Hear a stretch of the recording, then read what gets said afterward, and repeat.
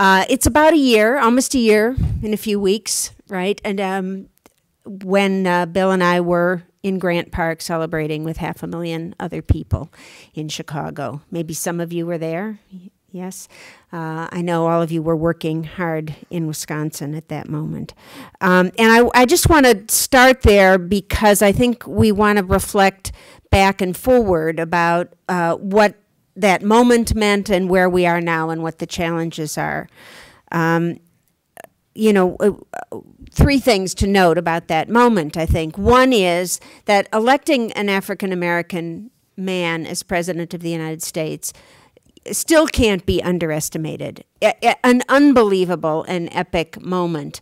A real blow to white supremacy, obviously not a fatal blow, maybe not even a serious blow, but nonetheless unimaginable in our lifetime. Much like it was unimaginable that there would be one person, one vote in South Africa in our lifetime. That epic, I think, that dramatic a turn of history. And we want to note in that it was momentous that in that incredible electoral victory, 43% of white people voted for then Senator Barack Obama, 43%. So that's an interesting challenge. Yes, 57% didn't. And yet, of course, it reflects the changing demographics of the United States and the fact that he captured the imagination of young people who voted for the first time in droves. So I think that's a little bit of our challenge right there. Secondly, of course, it was a generational shift. And this is also not to be underestimated. Bill and I are constantly saying to each other and ourselves, it's time to get those 60s people off the stage. Oops. So, not because we should be out of the picture, but because really it is young people and a different generation who are going to define the imperatives and the critical relationships of this century and what we have to do both to establish peace, justice, and sustain the planet for future generations. My new kind of mantra about this is that my granddaughters have radicalized me all over again. And so, when you think forward at all, you realize what our crisis is. The third thing that we want to remember is that the election of this president was, if we choose to make it such, an election of a community organizer. Also unprecedented and unimaginable. That is to say, a person who did spend several years of his life knocking on doors, listening to ordinary people's needs, and trying to address the needs of the poorest people in the society. Now, the number of poorest people has grown in the year that he's been in office, but that gives us, I think that points us in a direction about what our challenge is. Which is simply to say that, we think that change comes from below, that lasting change and fundamental change comes from a dramatic interplay between the people in power and the people at the bottom. And any look at U.S. society or world history will remind us that the changes that have lurched us slightly forward in human development, in unity, in peace, in justice, in freedom, have all been because people organized and mobilized and pressed for change, for sustainable change. So in my lifetime, we can look to see that young people really galvanizing the rest of us into action changed the world in Little Rock, in Birmingham, in Soweto, in Tiananmen, maybe in Tehran, maybe in Seattle. We can name all of our kind of favorite uprisings. But apart from uprisings, behind those, we know, comes the day-to-day work of talking to people who don't agree with you or people you don't know. And really one of the dramatic resources we have, I think the challenge we have, and what we want to talk about with you tonight is how, what our situation is now, how we analyze where we are, and how to move forward. And our assumption is that at least part of that includes challenging the structures of white supremacy, which undergird so much of both U.S. history and U.S. society, but also the global North and the global South, and the enormous divide between the people who can't find safe water to drink every day for their children and themselves and their elders, and those of us in the global north.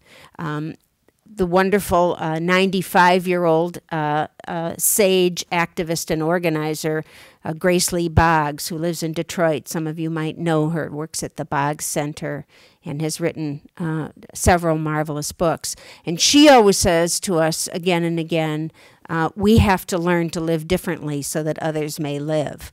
And she means that in the deepest sense of the word. We can criticize the powers that be here. We can and must, I think, talk about an end to war, an end to the $1 trillion a year that we're spending to keep the U.S. military establishment afloat, to expand the number of military bases around the world, to start new and escalate a new war in Afghanistan while we're still occupying Iraq, to talk about new military bases in Colombia, and look at what our challenges are just about peace and justice and militarization of the world.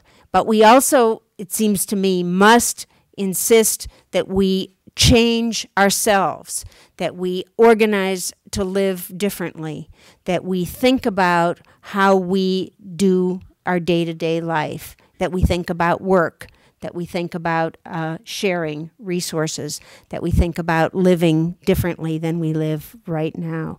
So I'm two other quick things on the question of how we think about this moment in time. This is the 150th anniversary, if it's an anniversary, of the raid at Harper's Ferry. John Brown's raid at Harper's Ferry.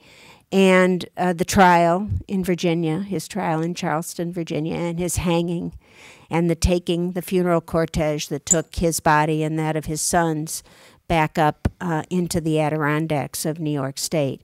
We have a chapter in our book about John Brown because really for our whole lives, our whole adult lives, Bill and I and many of us have been kind of fascinated with the life of John Brown because it's a rare, it's so unique in American history that a white man so felt, so devoted himself to the question of slavery and how it could be overturned and how the institution of slavery could be changed, that he actually went and fought about it, first in Kansas and then in that extraordinary place at U.S. Arsenal at Harper's Ferry.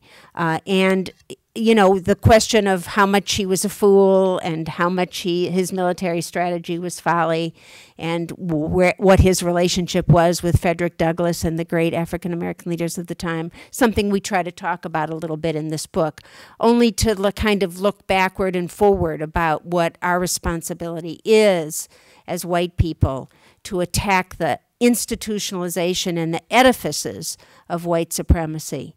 We have today in Chicago 85% of Chicago public school students living in poverty. 85%. Half drop out from the beginning of high school to the end of high school. We don't have to look far. We must look far, but we can look right under our nose to see what the challenge is about race and poverty, the connection between the haves and the have-nots, and how we think of this world and this being. So I urge us to have just a rich discussion about where we are today and what to do about it and how all of us can do something about it. We don't have answers. You know, you write a book when you probably don't have answers, but you're ruminating and trying to make sense of what's come before and where we are and where we have to go. So I'll stop here.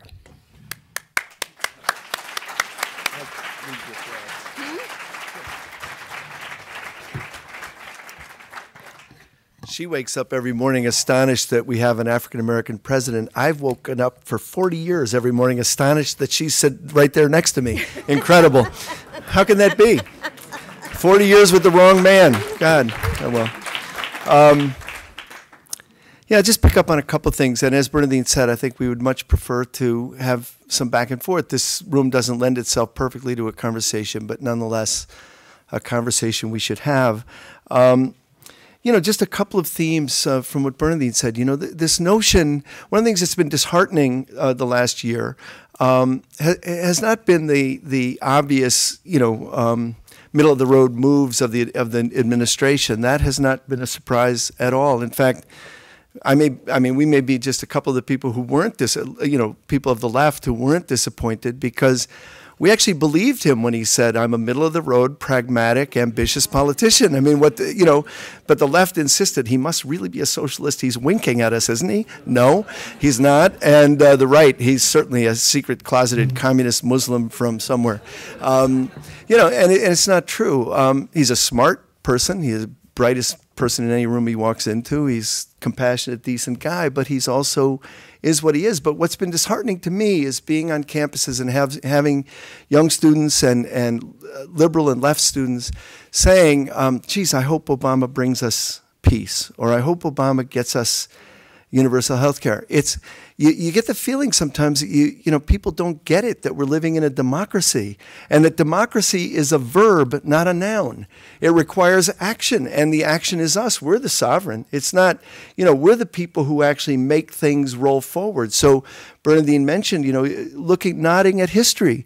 Lyndon Johnson, the most effective politician of his generation, and parenthetically, a president who burned up his presidency in the furnace of war. There's a cautionary tale, and one that I think most of the people in this room are painfully aware of. But Lyndon Johnson passed the most far-reaching civil rights legislation since Reconstruction, but was never a member of the Black Freedom Movement. And FDR was never a member of the labor movement. And Abraham Lincoln never belonged to an abolitionist party. So something was happening on the ground, and it's that something on the ground that people like us have to attend to. And when I see people like us, I'm not assuming that we're all on the left in this room, but citizens, people who are engaged in the public square, people who are engaged in civic life. We have a responsibility to get busy. So every morning you wake up and you're listening to NPR, as we often do on two different floors of our house, and then we meet on the stairs and we're both in a rage, wanting to rip the radio out and kill it, because NPR has just said something else ridiculous, like, I won't even get into it. But every time you feel like in the morning making a press on the administration or making a press on the media, you have to ask yourself, what is the press I've made on myself? What have I done to bring about peace in Iraq and Afghanistan? What have I done to prevent and to prevent the escalation in Afghanistan, for example, and Pakistan? It's up to us to build the kinds of irresistible social movements that can't be ignored and can't be dismissed, and so on. It kills me that the right wing had its ass handed to it on November 4th and still sets the agenda. What's that about? We all know that liberals are weak-willed, and I don't want to get into it too much, but we know that. But it's worse. It's more fundamental than that. And what it's got to do with is the framing of issues. And what's profound since for a couple of decades, is that the framing of issues has been accomplished by the right, and liberals and conservatives, you look at Capitol Hill, they agree on the framing. During the first Iraq War, our friend Mona Khalidi used to say to us, yeah, the big debate on Capitol Hill is between, you remember in the first Iraq War, the big debate is between what she used to call the bombers and the stranglers. The right wing wanted to bomb them into the Stone Age, and the stranglers just wanted to kill them slowly. But that was the debate. It wasn't, do we have a right to be there? What are we doing there? And it's that framing that's so dangerous. So, and the power of it is so obvious, I think, to all of us. I'm an educator, I'm a teacher primarily, and during the campaign, again and again, a candidate would stand up and say, we've got to get the lazy, incompetent teachers out of the classroom. And most of us, innocent enough, would nod dully. Sounds about right. What am I going to do? Stand up and say, I want the incompetence to stay, and the lazy one must be my granddaughter's teacher. No, as soon as he says it, he wins the argument. If I got to the microphone first and said every kid in a public school deserves an intellectually curious, morally grounded, ethical, well-paid, well-rested, teacher, we'd agree with that too. That sounds pretty good too. But who gets to frame the issue? So in education, the frame is so bent and so wrong. In foreign policy, the frame is so profoundly troubling. And that's where Bernardine was going, this notion that what makes us safe is $1 trillion military budget and 150 military bases around the world does not make us safe. But everybody's drunk the Kool-Aid on that, and therefore it's hard to have a conversation outside that frame. Again and again, this is the case. And it's the framing of issues is part of our job. Reframing the issues is part of our job. Part of our job is to get serious about getting out of the silos of our good work and joining hands with other people who are involved in progressive change, so that we don't just we're not just part of the anti-war movement, but we see the way in which war and warming are linked, or we see the way in which the shredding of our civil rights and the scapegoating of our GLBTQ brothers and sisters are linked, or we see the way in which universal health care is linked to the financial catastrophe and so on. And if we don't make those links, if we don't learn to talk to one another beyond the silos of our projects and our initiatives and our organizing and so on, we will not build a social movement that has that kind of irresistible, forward motion that we desperately need. So part of what I would like us to think about is reframing issues. Part of what I'd like to think about is talking across the silos of our, of our various projects.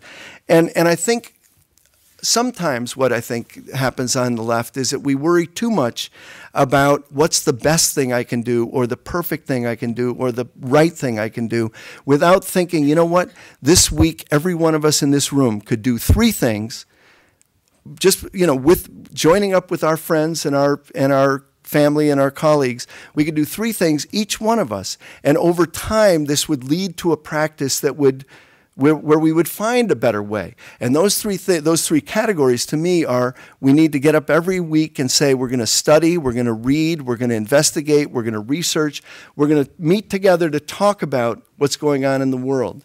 Every week we're going to get up and we're going to talk to strangers. We're going to find ways to organize. If you live in a dormitory, you're not just going to sit in your room smoking dope and feeling good about yourself. You're going to go out and talk to the people who don't agree with you, the people who are strange to you, and you're going to find a way to link up with them. That includes writing op-eds and writing letters and all the rest of it. We have to talk to strangers. And the third thing we have to do is we have to mobilize ourselves to be seen in public together, protesting what's wrong, standing for what's right, because otherwise all the available space is taken up by teabaggers, whatever they're called. Teabaggers, is that what they're called? Some of them are here. And we have to kind of create the public space where we are visible as a force. Again and again, and this is part of our charge. Again and again, we paint ourselves as a minority when we are not a minority. On issue after issue, the people in this room actually represent the majority opinion in the country, not in the media and not in the Congress, but people want universal health care. People want peace. People want to get off the backs of GLBTQ people. All of this stuff is true, and yet we put ourselves on the defensive. We have to stop that, and that means linking up with each other. So my requirement for being a citizen and for being a radical is simple. Every day we have to get up and open our eyes to the world as it really is, and that can be very painful. We have to look at what's really there, both the beauty of it and the pain and horror of it, the undeserved suffering. We have to be astonished at everything we see, and then we have to act. Every week, every day, we have to act against injustice. Why? Because we're called on to do that. When people make a calculation like, will I win? I think to the fact that I was born in the shadow of the atomic bomb. That's right when I was born, was when the atomic bomb was dropped. And you say to yourself, wow, I didn't have a choice about that. I didn't get to choose, should I live in a nuclear world or not?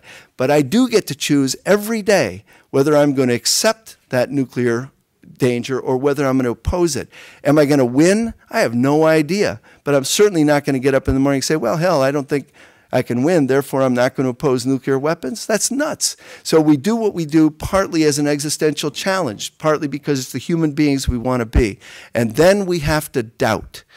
We act and then we doubt. This is where the weather people went slightly off the tracks. You have to doubt. Otherwise, you get sold on your own dogma. And we're looking, you know, it's easy for people like us to look at the House Republicans and say, most dogmatic, fact-free, faith-based bullshit I've ever seen. That's true. That's true. But we have to worry about our own dogma, our own inability to think beyond the frames that we create. And so it's that rhythm, opening our eyes, being astonished, acting, doubting, acting again. And in that, I think, lies the way towards making a movement that can really make a difference. Thanks. Okay, that was under 10. So shall we take 4 questions? Okay. What we propose to do, and I think you can just stand up, is to take 4 questions at a time, if that's okay with you, because we found it allows us to play with some ideas. I teach at Northwestern Law School and have run for 18 years a program in the legal clinic where we represent kids in court who've broken the law. And so the question of how we are criminalizing our youth, or particularly some youth, is right at the center of the work that I've been doing and what I've been doing. I'm not aware of the report from here, and I'm eager to see it. But it is typical of everything across the country. If you go into the juvenile court of Cook County, which was the world's first juvenile court, founded by the women of Hull House 110 years ago this summer, you know, to take children out of the adult prisons and the adult poorhouses and create a separate court for kids, because kids are different than adults and are still developing and deserve second chances. And you see, actually now, you can sit in the juvenile court of Cook County, which, you know, covers all of Chicago and beyond. And you can sit there hour after hour, day after day, and think that white kids don't break the law. It is an astonishing fact that you will see 94% of the kids coming into that court every day are African American and Latino kids. So we know from all the studies that have been done that adolescents break the law, that most adolescents break the law. Fortunately, most adolescents get away with it, and we grow up and grow out of it. Some of us never grow out of it, but many of us grow out of it, and you know, and recover. And we actually, turns out, have 2 systems of justice, adult and juvenile. One is really for kids of privilege, which is another way of saying primarily white kids, and one is for other kids whose parents don't have the resources and are in certain specified zip codes.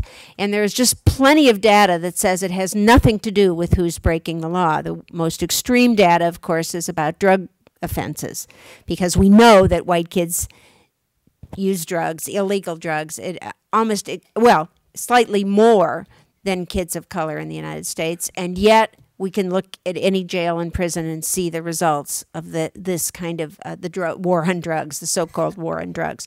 So we have done something, which is to put 2 million of our fellow citizens in prison. 500,000 come out every year. 500,000 come out every year and rejoin us. And we have created just an incredibly brutal kind of system. We call it in here the modern slave ship.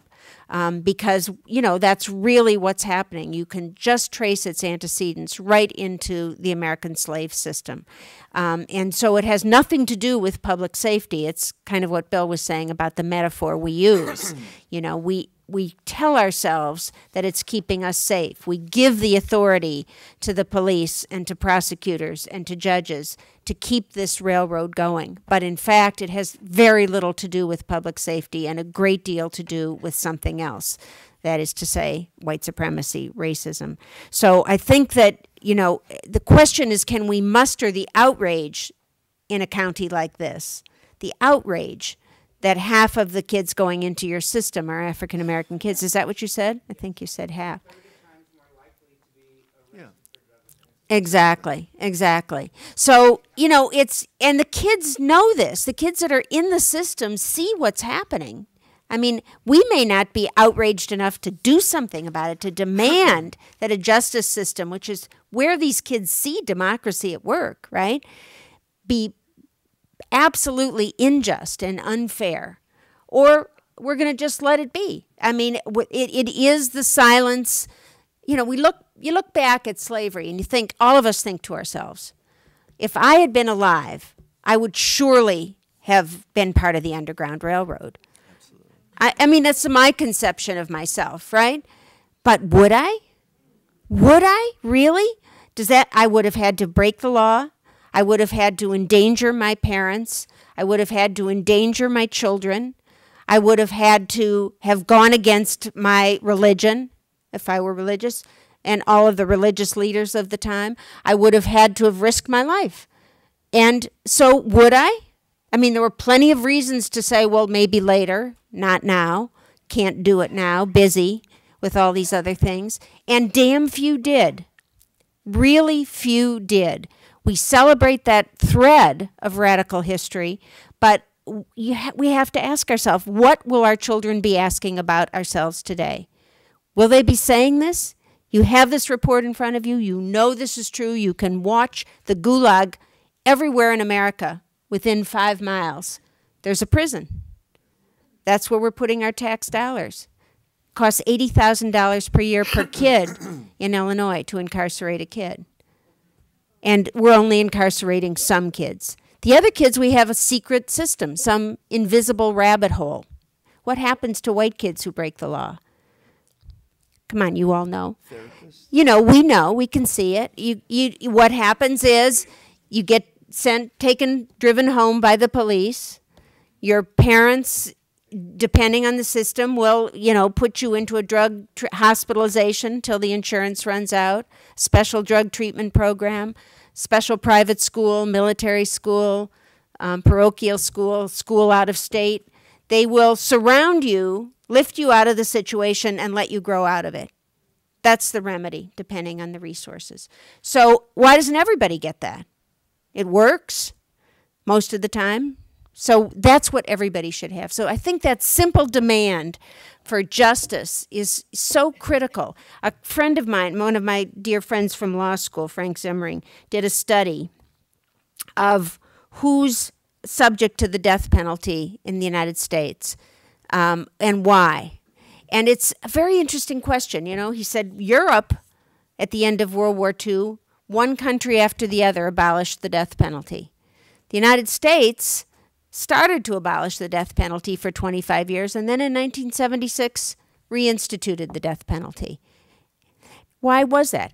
And he looked at maps about which counties, not which states, which counties in America use the death penalty. You know what he found it was a dead ringer for?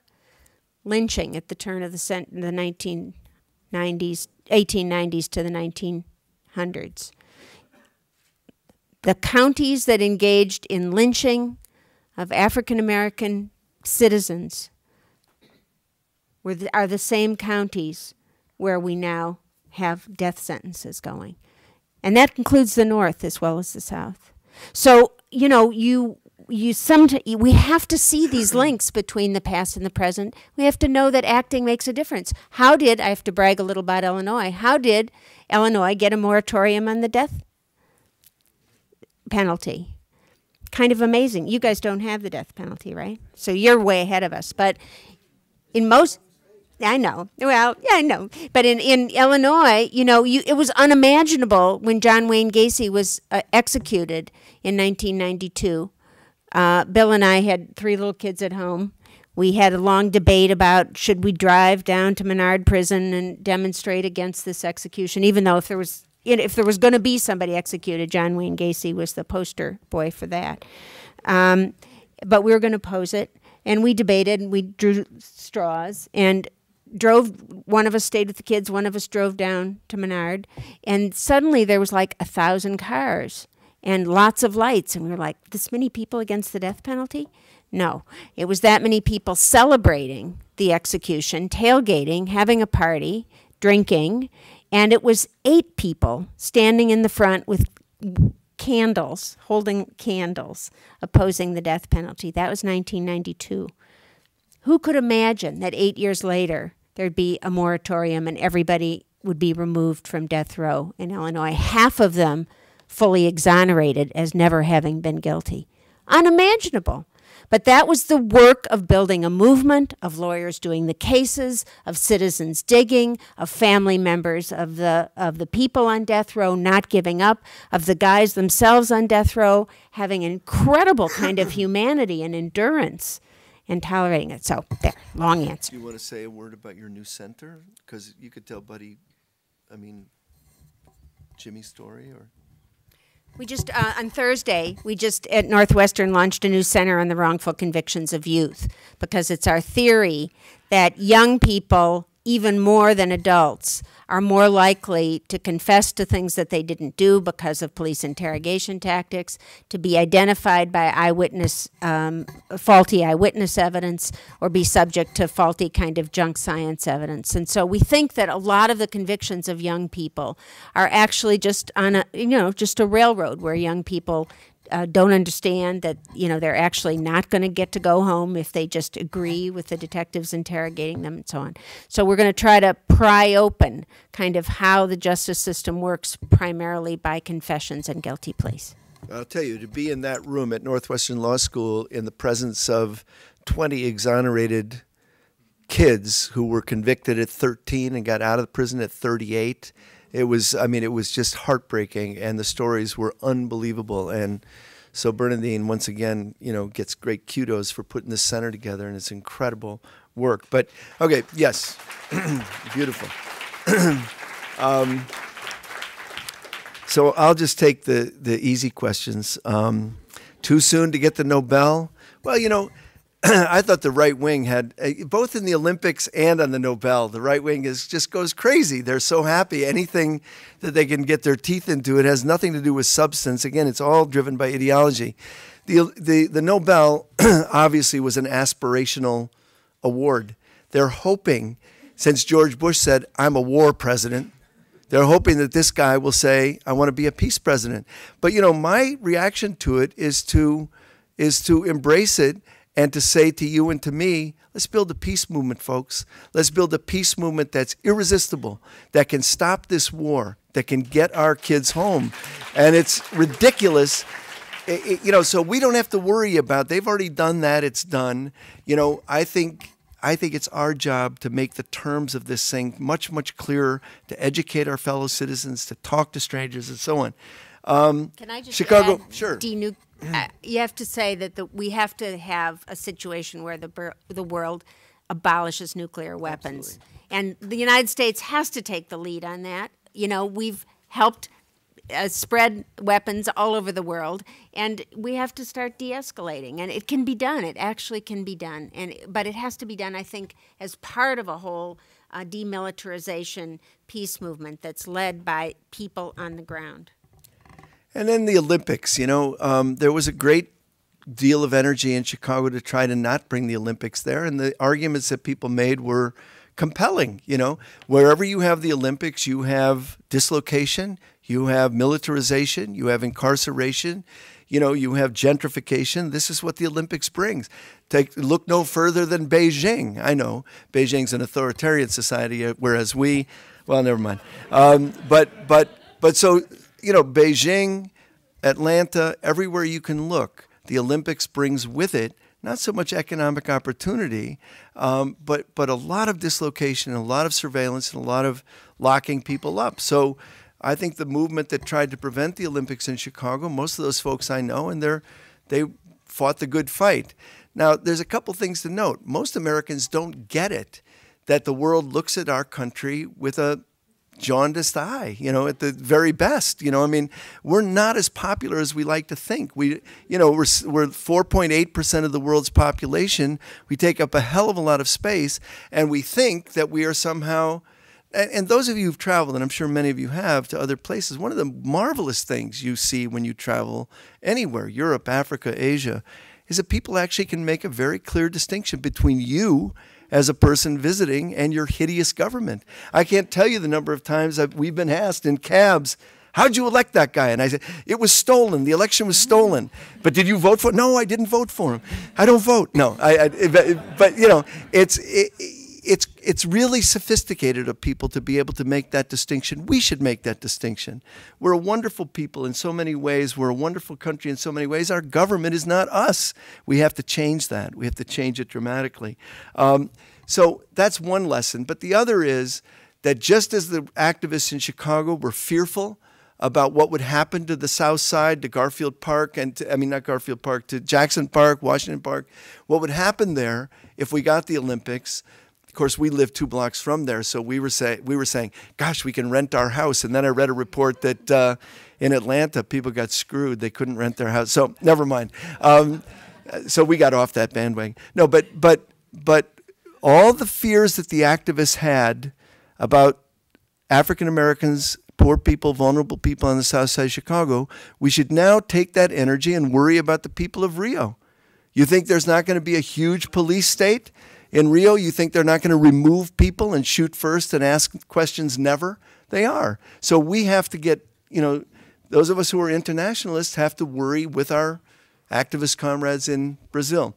The question that you raised about hostility to visitors. We went to the World Social Forum in Brazil, and when we arrived, after this long flight, all the Americans got kind of put off into a line special for Americans. So the sign says, aliens, Brazilian citizens, and U.S. citizens, and all the Americans were grumbling, damn, why do we get singled out?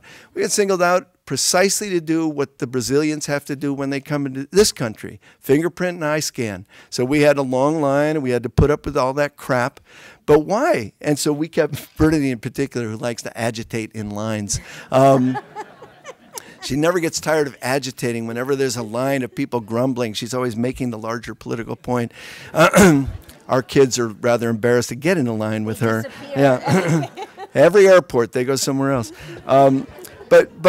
But it's true, there is hostility. And finally, on the question of the scapegoating after 9/11, I think most of us here would agree that that happened and that it was serious and that it was our responsibility at that moment to stand up. And one of the things that was so obvious then, and it's obvious to me now as well, when people are singled out, whether it's Reverend Wright or Bill Maher and Susan Sontag, the reason certain people get hit is to remind the rest of us that we should not speak up.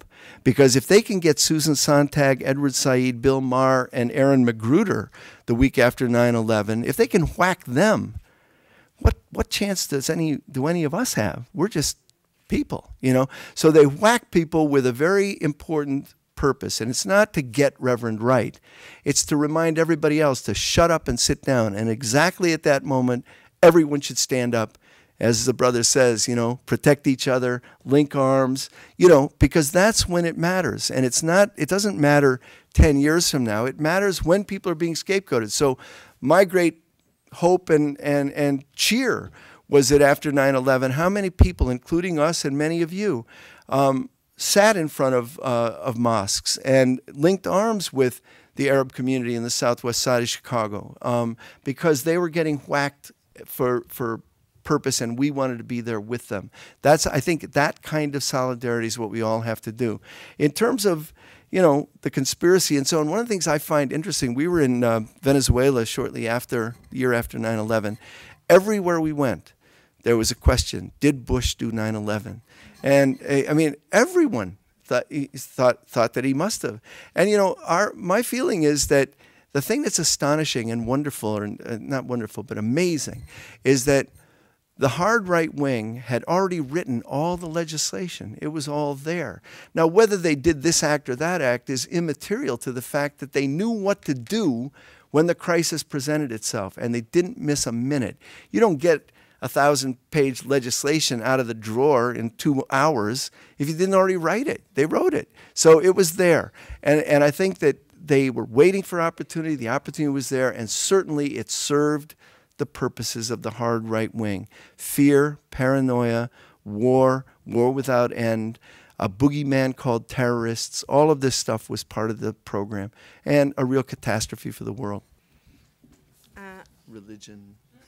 I don't know if I'll be ready. Henry Louis Gates. Okay, Henry Louis Gates, interesting. Wasn't it interesting to watch, for me, one of the most interesting things was to watch, one of my favorite ex-president of all time, Jimmy Carter, standing up and saying, this is a classic example of racism, and then watch the president say, well, not really. I mean, I think it's progress, but I'm not completely sure what it all means. But I think, of course, the police invasion of Professor Gates's home in Cambridge, it was a classic example of racism. How can anybody deny it? Yes, a neighbor called the police. Yes, the police should come and investigate. But to arrest him for being annoyed that the police didn't leave once they realized that he was in his own home, of course, it's completely outrageous that they arrested him. And this is a tablet not being written. I mean, it wasn't somebody landing on Mars. Wasn't that amazing that we just bombed Mars looking for dust? Wasn't that amazing? The moon. Sorry, I thought it was Mars. The moon. Wasn't that an amazing American thing? Didn't you think to yourself, only America could think this was science, I want to know if there's water here, so let's bombard it. That just seemed to me to be so bizarre. This is why I yell at the news every morning, as you can see. But of course, the Gates incident is being written on a tablet of 500 years of American white supremacy. This is not happening on the moon. It's happening here with a whole history behind it. This is the 40th anniversary of the assassination of Fred Hampton, the chairman of the Black Panther Party in Chicago. And, a friend of ours has written a book about it. We're doing a whole program about it in Chicago. There's leaflets back there about it. But, it makes you think you could start at any point in American history and say the history of police assault and control and containment of African Americans is profound in the United States. That's what Reconstruction and post-Reconstruction and this century continues, that history. So until we break with that history, of course it's going to be written right there. So to me, that's the obvious piece of that. Immigration, similarly, from the very beginning of the Constitution of the United States, which wrote out Native Americans as human beings, African Americans as human beings, white people who didn't own property as not being able to vote, and women from excluded. So the whole thing has been a fight to get back in. And 4 years after the United States is formed is the first immigration laws. And the immigration laws are exactly as racist as the Constitution. They instantly start targeting, Asian people, excluding and targeting who can come to the United States and under what conditions. Only males, only for this period of time, only to do this work, and then back out again. And so it is obviously that the history of immigration is totally entangled with the history of white supremacy in the United States and is today. How could we just have seen the health care debate go on with everybody, including our supposed allies around health care, the liberals in Congress? No, we don't want health care for immigrants in the United States. What? We don't? We want our kids going to school with kids who don't have health care? We want to live next door and shop next door and work next door to people who don't have health care? Are we talking about human beings? Are we in the richest country in human history? I mean, what are we talking about? 2 bomber planes and all these kids can have health care, universal health care. Of course we want all the people in the United States to have health care. So, but how did we let it go by without standing on rooftops saying, yes, immigrants too? I mean, some kind of visual thing where you wanted to say, why did we just allow that whole group of people to get thrown under the bus? That was astonishing. So I feel like this issue of tying immigrants, protecting immigrants who come to this country to work, to have a better life, to send them money back home, it's just an astonishing thing. We have to rethink work. We have to rethink the economy. We can't allow in this economic crisis us to target certain people as scapegoats when the guys that, we know who's making off like bandits. You know, I mean, there's so much to say here. Yeah, I mean, I thought that one of the things that was astonishing in the Henry Louis Gates thing, I think it's very typical. I think racial profiling is typical. And I think both the president and the attorney general had a visceral reaction in the first couple of hours after it happened, and they expressed their visceral reaction. Then they spent a month backing away from that visceral reaction, but the visceral reaction was the true reaction. I mean, that's, if you live that experience, you think it's recognizable and stupid. And then you have to, back up. But the fact is, it was recognizable and stupid. You know, the couple of other quick things. One is, where to go? The media. Let me talk about the media in Pittsburgh. You know, one of the things that's true of every movement that's ever been successful is it creates its own media. You cannot look to the New York Times to tell our story. It's just not going to happen. Or NPR. That's why I don't know why we're beating up on NPR. Oh, I do know why. Because we're so angry at them today. But they're not going to tell the story that you want told, and that means alternative media. And everything from the abolitionist movement to the suffrage movement to the anti-Vietnam War movement to the civil rights movement had its own media. And today, our own media is richer and more interesting and more powerful than ever before. And we have to get out of the headset of saying, if it's not in the New York Times, it didn't happen.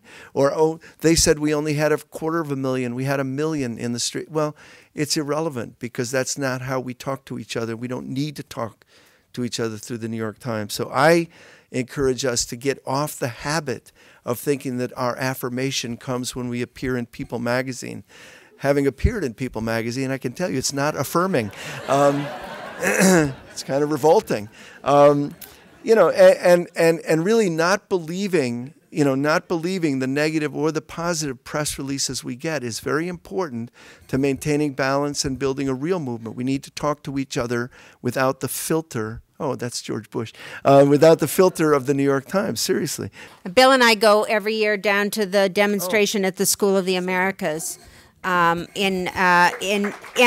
you know, that's the kind of place where your respect for people who act out of religious and faith morality, just is overwhelming. If any of you haven't been there, I urge you to go. It's an insistence that the United States accountability for the torture and displacement and death of people in Latin America, which is ongoing in terms of training police officers and military people across the continent below us, is just unbelievable. And the role that the church people play in this demonstration in terms of art, in terms of singing and chanting, in terms of memory, in terms of being willing to cross the line into Fort Benning, and get arrested and bear witness in that kind of way, of direct action, of nonviolent direct action, is very dramatic and very impressive and extremely important.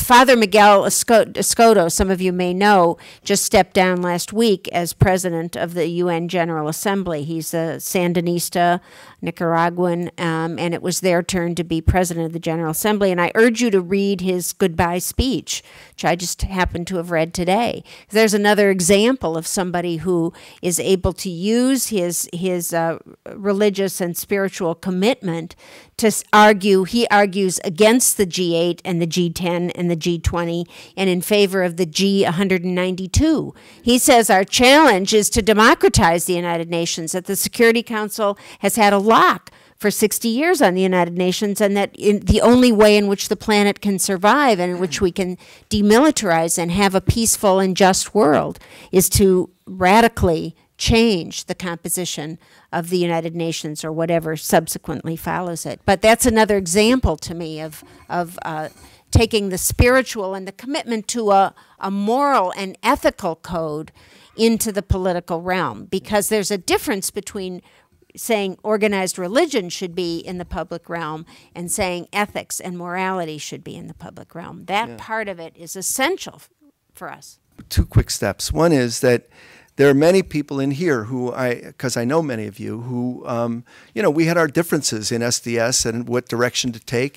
In 1965, when I was first arrested opposing the war in Vietnam, something like 70% of Americans supported the war. 3 years later, something like 55% opposed the war. And that's because of the African American movement coming out against the war. It's because of organizing. It's because vets came home and told the truth.